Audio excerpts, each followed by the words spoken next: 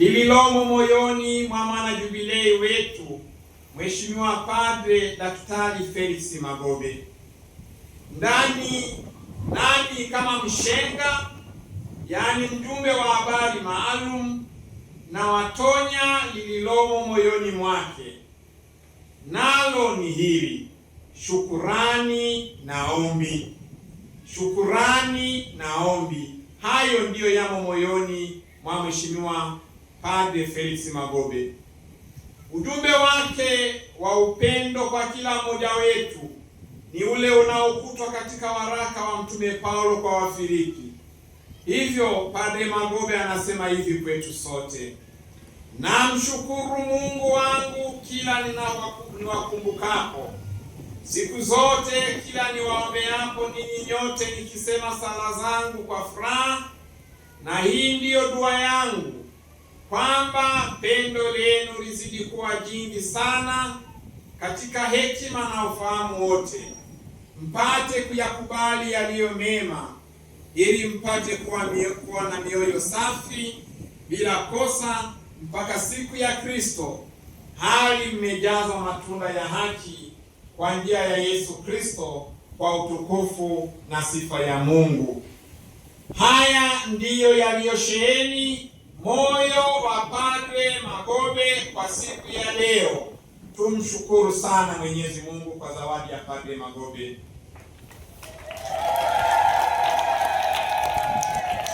Wapendwa, leo tutashangilia sana. Leo vifijo na vigeregere vitarindima, lakini ikumbukwe kuwa maana halisi na ya kweli ya jubilei katika maisha ya upadre kwa undani wake si mashangilio, bali ni tendo tafakari, ambapo padre urudi mahali ulipozaliwa upadre, yaani urudi kwenye cenaculum. Baba Mtakatifu Yohane Paulo wa Pili anashauri kuwa mapadre wanapaswa kurudi kwenye cenaculum, yaani kurudi kiroho katika chumba kile cha karamu ya mwisho, na kutafakari juu ya ukuu, wajibu na maana ya upadre wao. Kwa kuadhimisha jubilei, padre anarudi kiroho kwenye cenaculum, yaani kwenye chumba cha kulia chakula cha jioni, ambapo Bwana wetu Yesu Kristo siku ya Alhamisi Kuu aliingia pamoja na wanafunzi wake, na pakawa amefanya muujiza mkubwa wa kutengeneza upadre, wa kuweka sakramenti ya daraja la upadre. Chumba kile cha karamu ya mwisho ya Bwana wetu Yesu Kristo na mitume wake, chumba kile ulimozaliwa upadre, padre anarudi humo kwa lengo la kushukuru na kuomba.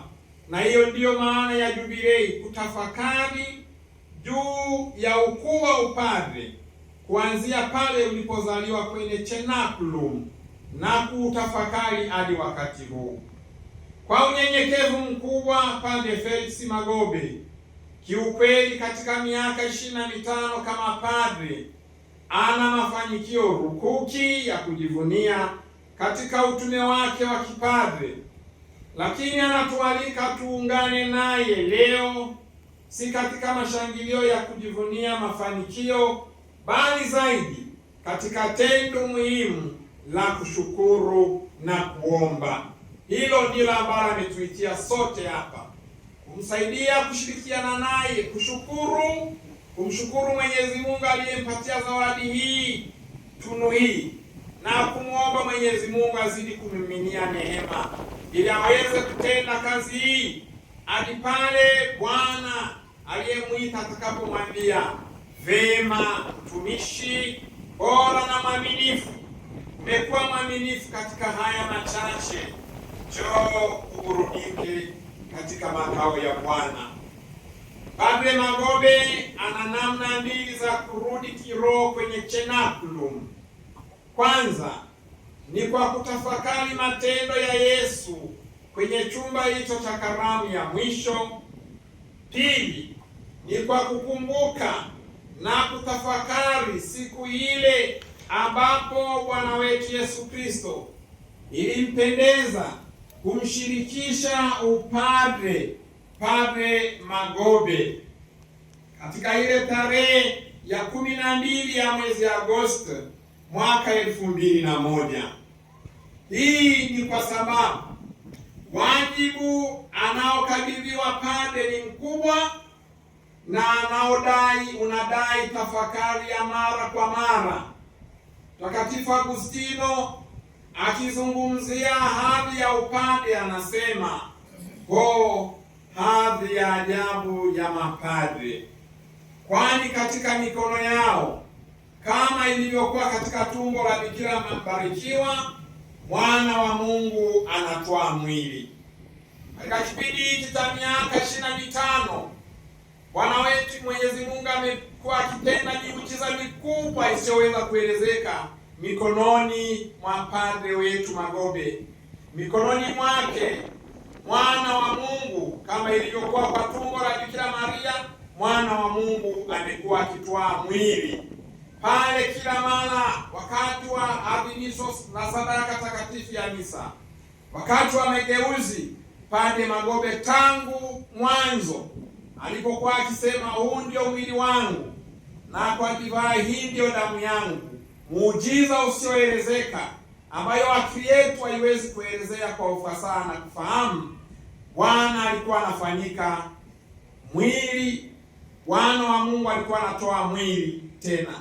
Bwana wa Mungu alikuwa anatutendea muujiza mkubwa wa uhai wetu. Padre Felix Magobe, asante sana kwa kukubali kuwa chombo cha muujiza mkubwa wa Mwenyezi Mungu kwa ajili ya wokovu wa wanadamu. Asante sana Padre Magobe.